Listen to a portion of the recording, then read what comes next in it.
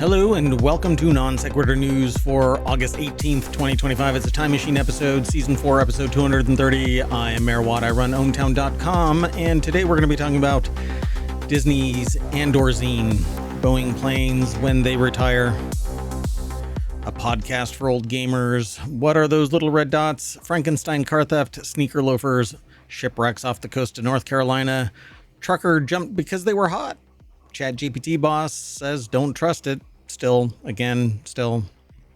drones light up Dublin.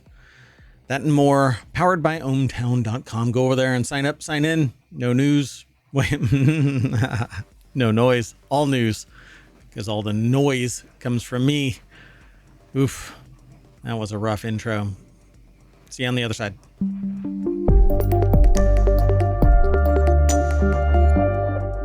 Okay, I'm going to get into this really quick, and we're going to go through all of these articles. There's 10 of them, and we don't stop the stream anymore. We just run it. So let's get going. The first article is over on the Wanted channel. Disney's got a cool AndorZine for Emmy season. Andor fans living in Los Angeles can get their hands on a propaganda-heavy zine to help it gain Emmy attention. The article is written over at gizmodo.com by Justin Carter. As Disney describes it, the Rebellion zine celebrates our 14 Emmy nominations, the filmmakers, talent, and incredible craftspeople who are responsible for bringing this show to life, and has already sent out to press and voters, and per a now deleted tweet, apparently, Los Angeles residents can pick up a copy at locations like Atwater Village's Secret Headquarters, Echo Park's Stories, and Heavy Manor's Zine Library, while everyone else can peep the digital version. And they have a link over at Gizmodo. Go and check it out. Seems like it says it's propaganda heavy, and it actually looks, it's kind of funny. It kind of looks like something that would be sent out like an underground kind of pamphlet, trying to avoid anything that might denote where it was made, who it was made by. It has some weird kind of font that sometimes is heavier than the other. It's like somebody typed it out on a typewriter and then destroyed the typewriter so that nobody could ever find out who actually wrote this thing. It's pretty cool. Let's keep going. The next article is over in FourWheelTech, and all of these show notes will be embedded in the stream as a separate show, right? So we have 7 podcasts, 6 weekly, 1 daily. Non Sequitur News is the daily.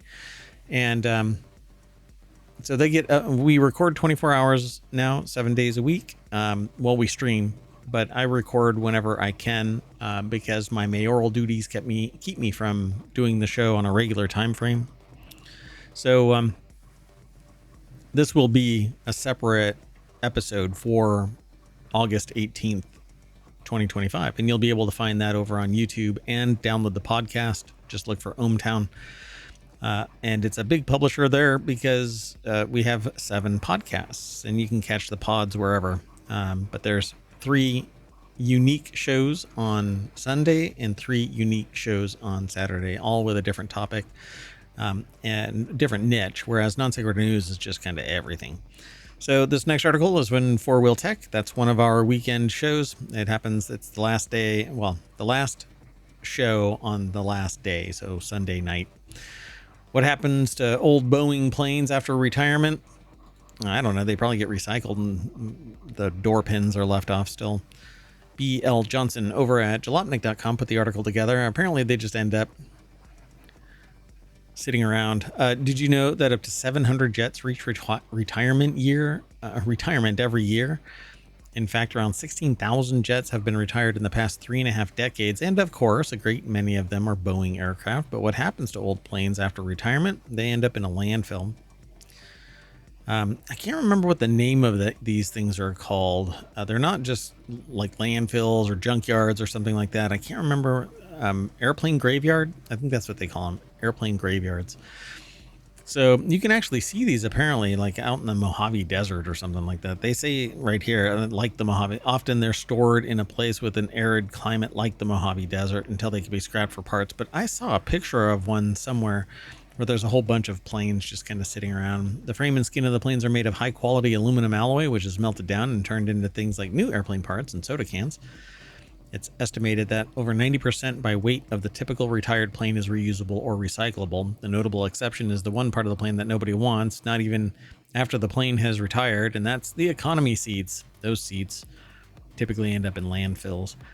This article is pretty neat. There's a lot of information that's embedded in it, but only a couple of pictures. So it seems pretty cool. I wish that we would recycle more, but it is what it is. They say, unfortunately, the Jumbo Stay Hotel has closed recently due to bankruptcy, but in the Costa Rican jungle, you can stay in a 1965 Boeing 727 fuselage that's been turned into a 2-bedroom suite for just over $600 a night, depending on the season. 747 Bangkok Cafe. Diners can enjoy a meal in a converted 747, and there's others. Area 50, it says Area 15 in Las Vegas announced that a 747 will be turned into a nightlife destination. Let's keep going. The next article. Hold on a second. Let me do something. All right. So the next article is over in Non Sequitur News, why the former editor of Polygon is making a podcast for old gamers. In a recent episode of Post Games, host Chris Plant explores how video games can help players understand death. Why? Okay. He's interviewing Caitlin Tremblay, who is working on Ambrosia Sky, a game about death. Now, it would be great if other people would talk about this, but talk about like aligning old gamers, old outcomes, old end game kind of stuff. I don't know. I'm not too hip to it. But it says, what is it about games that are so useful about exploring the topic? Well, it's because you can do whatever you want, really, I'd say. And you can force that message for people to understand what's going on. They say, I think there's something really lovely about the way in which games invite players in, something quite lovely about asking a person to cooperate and to be part of the story and to move through the space.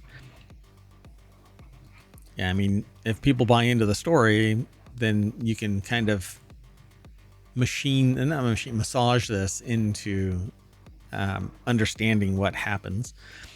Post Games, Chris Plant's new gaming podcast is more like an NPR show, they say.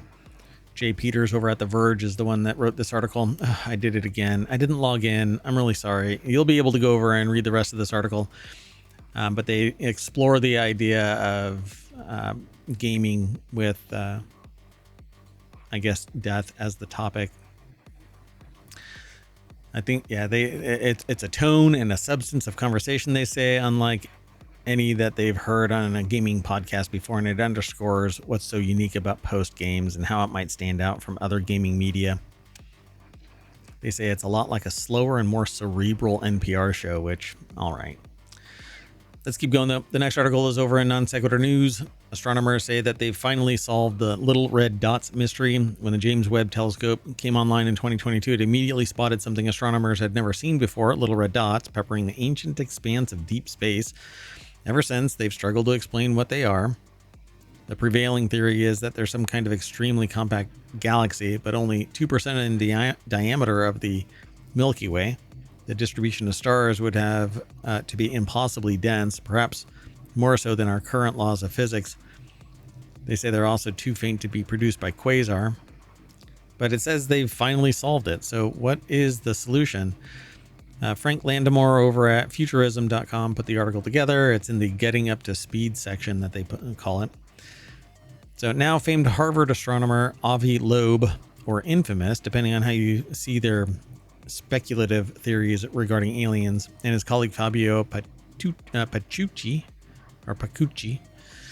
I don't know, believe that they have an answer in a new study published in the Astrophysical Journal Letters. The pair reinforce the idea that the family of red oddities are in fact galaxies, but are unusually tiny because they haven't started spinning up to speed yet.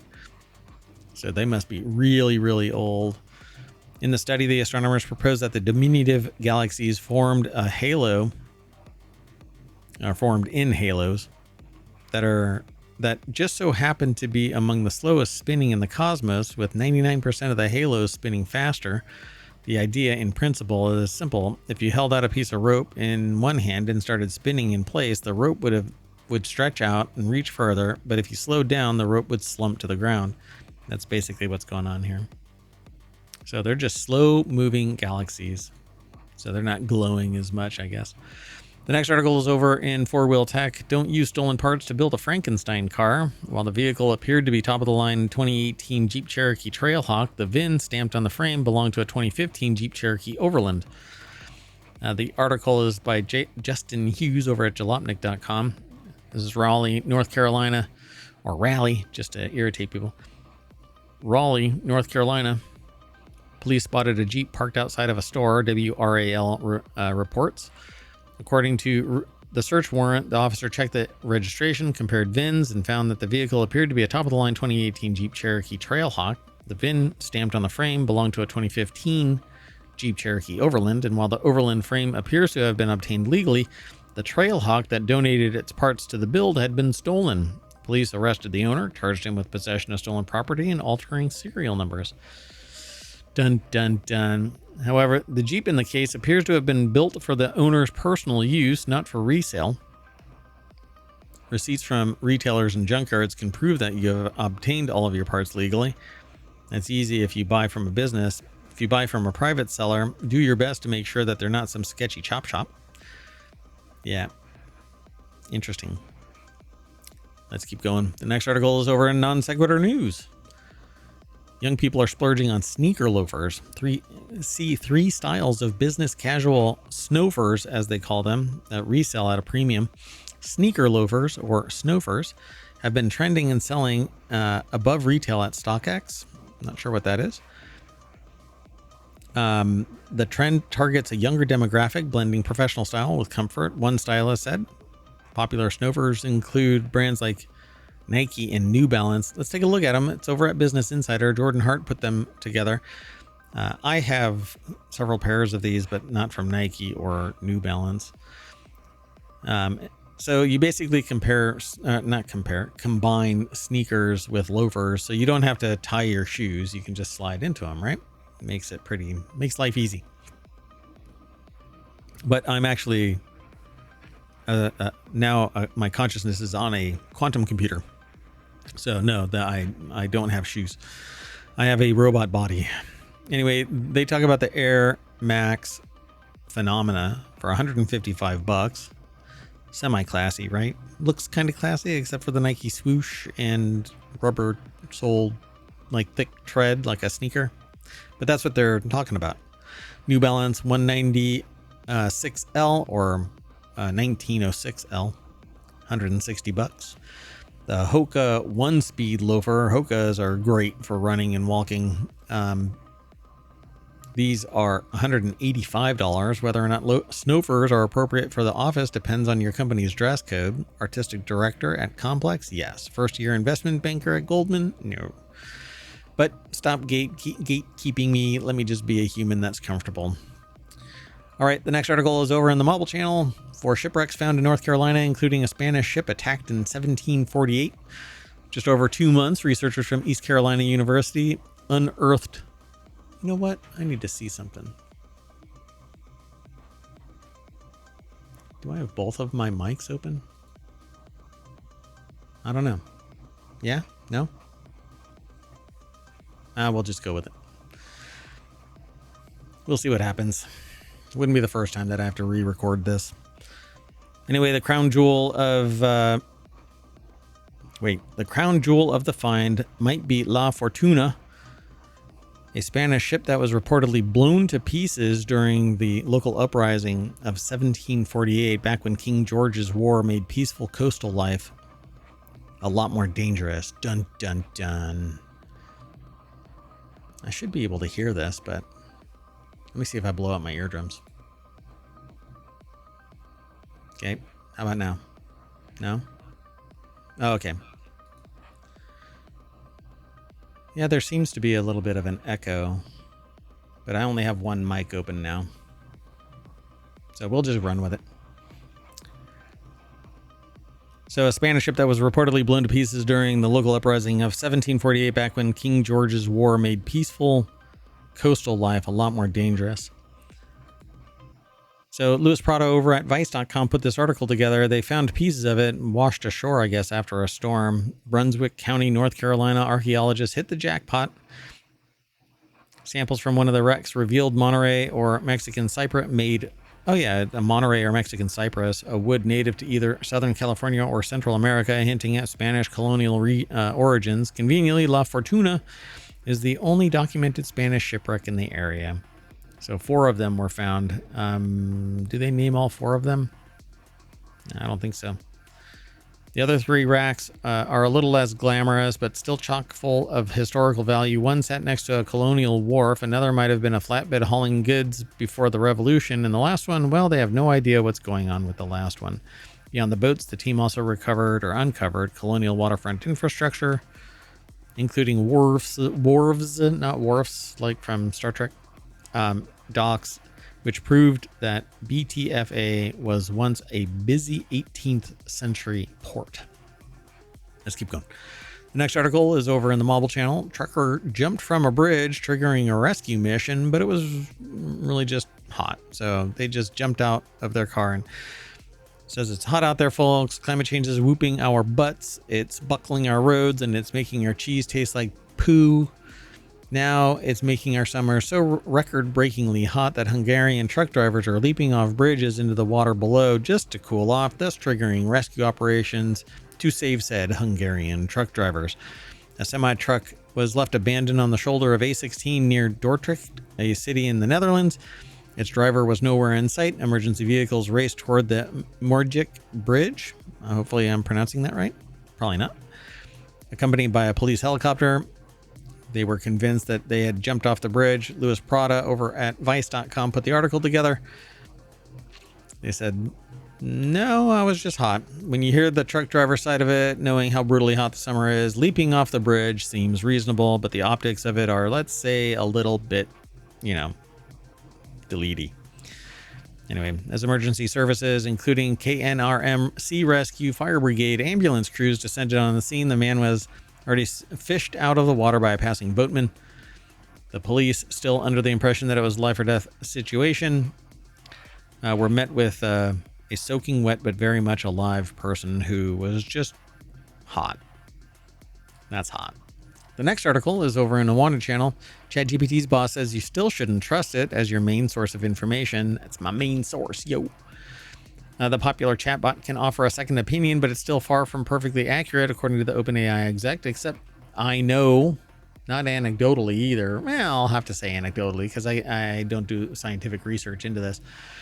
People are accepting what ChatGPT says as if it is a subject matter expert because that's what you type into the box. I need you to be a subject matter expert. Can you do that? Yeah, of course, boss. John Reed over at cnet.com put this article together. The deck statement says a popular chatbot can offer a second opinion, but it's still far from perfectly accurate, according to an OpenAI exec. Not just any OpenAI exec, I don't think, right? Nick Turley, head of ChatGPT at OpenAI, said that the Verge's Decoder podcast, or at the Verge's Decoder podcast, until I think we are provably more reliable. We are?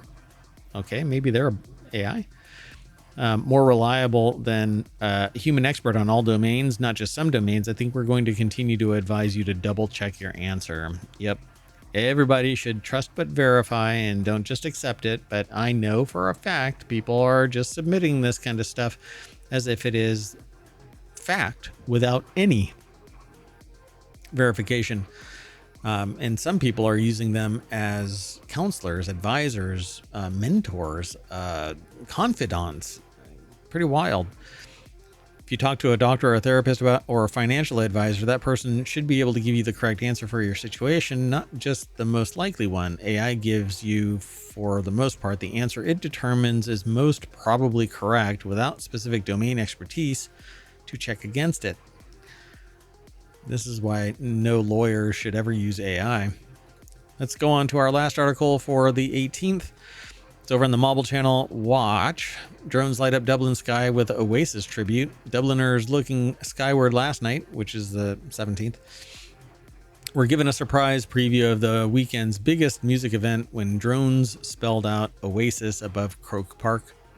The article is over at rte.ie. I'm air-gapped because I'm inside the quantum computer's time machine. But a Manchester group's return to Ireland has been one of the most anticipated gigs of the summer, with more than 160,000 fans set to attend across the 2 nights.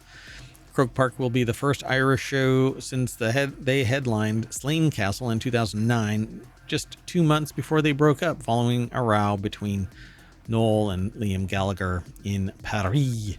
Go and watch the video. I can't show you here. And with that, we're going to return to ohmTown on the 18th and then shut down, rejigger everything, and be back for the 19th, where we'll talk about Air Canada, who says, sorry, we'll pay you some more. Grim Classics, Hollow Knight, Silksong, and more. See you in a little bit. Bye-bye.